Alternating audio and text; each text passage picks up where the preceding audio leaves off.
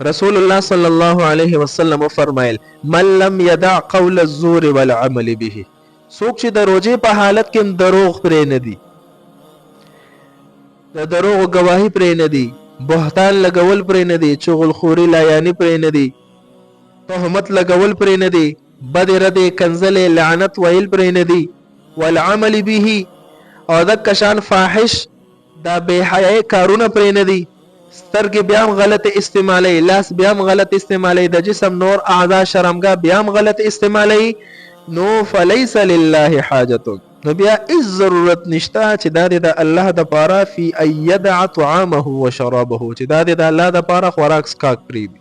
او خلی ته د اسه تعالی اچولې وي. روزه په حالت کې څنګه چې بې د خوراک سکاک نه د صبح صادق نواله در د ماخام د دې ټایم د شپې پورې ته منې د کشان بستا ټول جسم دا په حالت د روزه کې وي، سمانا لاس په غلط نه استعماله، سترګې با غلط نه استعماله، جبه نه با غیبت لایانی چغلخوري بهتان لګول وغیرہ وغیرہ داسې قسم خبره الفاظ کفریه دا بنه کې، یعنی د ټول جسم بروجوي،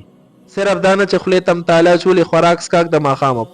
یو حدیث کې راځي چې بعض روزدار به داسې وي، ډېر روزدار داسې دي چې هغوی ته سوا د لوږې تندې نه هېڅ میلو نشي، هر قسم اجر الله شو ضایع شو. او څه شب بیداران داسې دي چې شب بیدارۍ نه علاوه ورته هېڅ قسم اجر میلو نشي. مفهوم حدیث داسې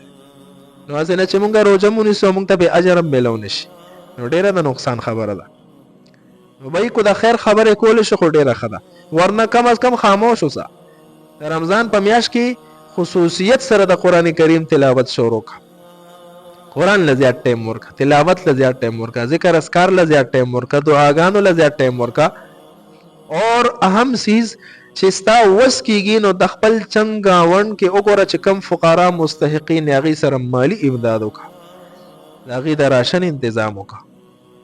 د هغوی د وګوره چې کم سیس ته زیات ضرورت دی، دا ډېر اهم دی. ګورئ